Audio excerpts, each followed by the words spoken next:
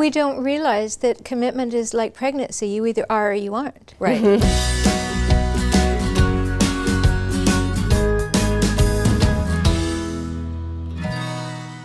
How has the rise of cohabitation impacted our relationships? Is it causing more divorce, or is it just a way for people to see if they really want to be in a long-term relationship, and that's a good thing?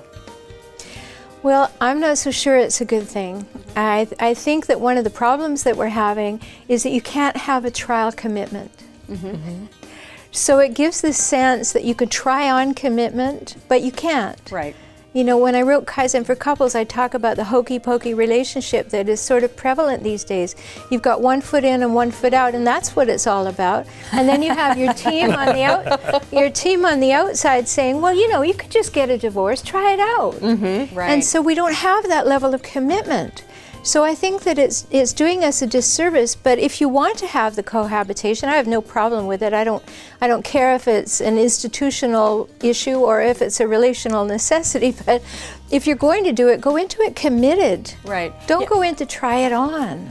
Well, some research suggests that when people do move in, and this is different obviously for every couple, but that when the majority of people move in together as a couple, that some level of commitment starts because they're living together and they're creating that life together.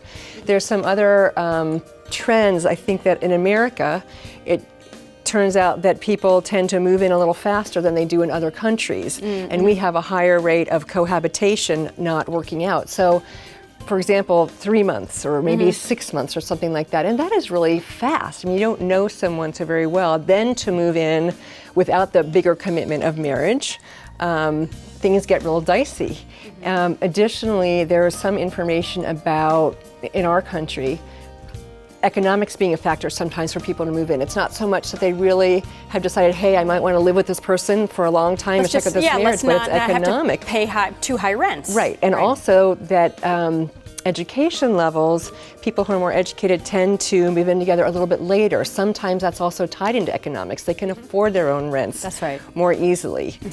So these all contribute to so a number of factors that are kind of causing this phenomenon.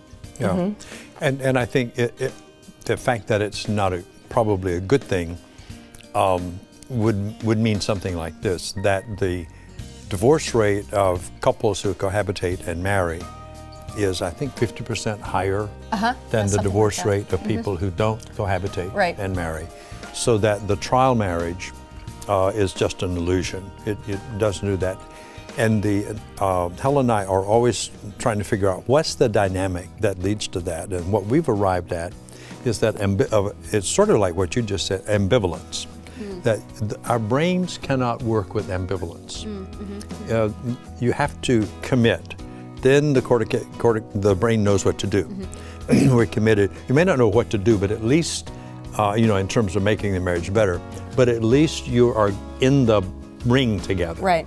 But if you're not sure you want to be in the ring, so you go in the ring, but you're not sure you want to be there, so you don't make the commitment, whatever conflicts there are become increased by the right, because you think, well, you always think, well, I can always exit. Yeah, I can always exit. And so you never necessarily put in the kind of effort to say, how do I see this through? How do I do the right thing if you have one foot out the door? We don't realize that commitment is like pregnancy. You either are or you aren't. Right. Well, exactly, yes. There aren't degrees of commitment and there aren't degrees of pregnancy.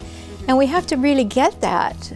But the fact is, how we treat someone else is how we treat ourselves. Right. And if we are not reliable for someone else, if we can't come through for someone else through thick and through thin, you often can't come through for your own self. Our lower brain doesn't distinguish between an action to someone else and an action to ourselves. And so if we care about our well-being, we will learn to be able to be reliable for someone else, and hang in there and become trustworthy through thick and through thin. Well, one thing that came up for me is I'm worried about the folks at home who may feel alienated by this conversation of, oh, well, I'm cohabitating right now with someone. What does that mean for me? And I think it's important to just reiterate that it is about commitment and not necessarily marriage, although marriage helps because there's something about the sealing of vows and the ceremony of it. But that commitment piece is really the important part. And we're not judging it. We're just saying if you pour a glass of water over it, it's going to hit the floor. So there's certain reality dynamics in cohabitation that arise because of the nature of cohabitation that don't arise when you're committed in a marriage. That's just science rather than a judgment. So I think the key here is that cohabitating is indeed on the rise, and that in going into a cohabitating relationship or arrangement, that you really have to know what you're going in it for. If it's going in it to see, that can be dangerous, that you ultimately really need to be committed for it to work, especially in terms of marriage, or chances are it's not going to work in the long run.